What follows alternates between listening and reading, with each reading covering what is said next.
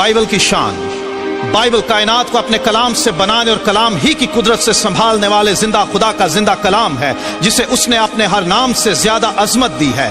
Bible तपाई गई चांदी से ज्यादा साफ है, ये सोने से बल्कि बहुत कुंदन से ज्यादा पसंदीदा है। ये सच्चाई है बल्कि सच का मयार है। ये बीज है जो बो दिया जाए तो बेफल नहीं रहता। इंसानों की रूहानी ग़िज़ा है जो शहद से ज्यादा शीरीं है। ये आईना है जिसमें हमें अपनी हकीकी सूरत नजर आती है। ये हथौड़े की मानद है जो सख्त दिलों, सोचों और ख्यालात को चकनाचूर कर देता है। ये दोधारी तलवार से ज्यादा तेज है जो बंद और गूदे गूदे को जुदा करके गुजर जाता है। ये आग है जो नाराज़गी को भस्म कर देती और ईमान को खालिस और मजबूत बना देती है।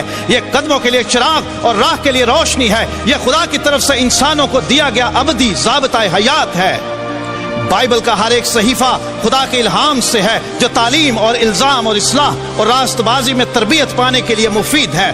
बाइबल की किसी बात की तावील किसी के जाती इख्तियार पर मौकूफ नहीं और ना ही कोई बात किसी इंसान की ख्वाहिश पर हुई, बल्कि आदमी रूहुल कुद्स की तहरीक के सबब से खुदा की तरफ से बोलते और लिखते थे। खुदा ने हिस्सा ब हिस्सा और तरह ब तरह नबियों और फिर रसूलों की मार्फत कलाम किया। तकरीबन 1500 साल में 3 बर्रे आज़मों अफ्रीका, एशिया और यूरोप में मूसा नबी से लेकर यूहन्ना रसूल तक तकरीबन 40 इंसानों को खुदा ने चुना कि वो बाइबल की किताबें लिख सकें। इन लोगों में चरवाहे, काहिन, फकीह, नगमा साज, किसान, बादशाह, सरकारी मुलाजिम, उलमा, तबीब और माहिगीर शामिल थे। उनके जमाने अलग, हालात अलग और मकामात भी अलग अलग थे, तो भी बाइबल की तमाम किताबों में एक ही मरकजी मजमून का पाया जाना और इसमें किसी भी तरह के अंदरूनी तजाद या इख्तलाफ का ना पाया जाना यह जाहिर करता है कि बाइबल खुदाए वाहिद का शाहकार है। बाइबल की हजारों नबूवतें तारीख में लफ्ज ब लफ्ज पूरी हो चुकी हैं और अब भी यह सिलसिला जारी है, जो इस बात का सबूत है कि यह कलाम ऐसी हस्ती का है जो इंसानों समेत तमाम कायनात के माजी, हाल और मुस्तकबिल से ना सिर्फ वाकिफ है बल्कि उस पर इख्तियार रखती है।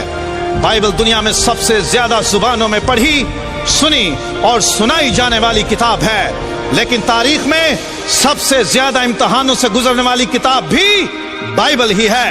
हर दौर में कलाम खुदा की मुखालिफ कुव्वतों ने तारीखी, जुग्राफियाई, अदबी और सकाफती समेत तमाम दस्तयाब अलूम इस्तेमाल करते हुए इस किताब की सच्चाइयां झुठलाने, इसका इख्तियार खत्म करने और इसकी तासीर मिटाने की बेहद कोशिशें की, लेकिन यह किताब हर इम्तिहान में खरी साबित हुई।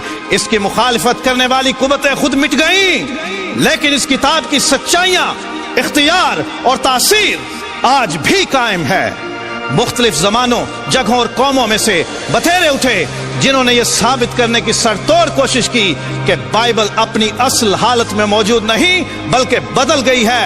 इस दावे को सच्चा साबित करने के लिए ना तो कभी कोई सबूत पेश कर सका और ना कोई दलील, लेकिन मुख्तलिफ वक्तों में जिंदा खुदा के कलाम की सदाकत साबित करने के लिए जमीन ने अपने सीने में महफूज सदियों पुराने नुस्खे इंसानों के सामने पेश किए, जो ये साबित करते हैं कि मौजूदा किताब मुकद्दस में किसी किस्म की कोई तहरीफ या तब्दीली नहीं की गई, बल्कि ये अपनी असल हालत में मौजूद है। दुनिया की किसी और किताब के इतने पुराने और इतनी कसीर तादाद में नुस्खे दस्तयाब नहीं हैं। ये एजाज सिर्फ ला तब्दील खुदा के ला तब्दील कलाम को हासिल है। याद रहे कि बाइबल बदली नहीं बल्कि बदल देती है। पिछली 3500 साल इंसानी तारीख में कई ऐसे लोग उठे जिन्होंने अपने इख्तियार, ताकत और वसाइल का इस्तेमाल करते हुए कलाम खुदा को सफ़ाए हस्ती से मिटा देने की कोशिश की और इस कलाम पर ईमान रखने वालों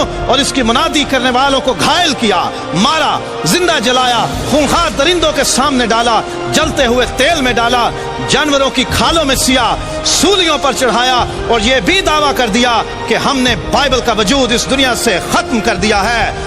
लेकिन याद रहे कि बाइबल को मिटाने के दावे करने वाले खुद मिट गए, लेकिन बाइबल अपनी पूरी शान, सदाकत, इख्तियार और तासीर के साथ आज भी कायम है। हर बशर घास की मानंद है और उसकी सारी शान और शौकत घास के फूल की मानंद।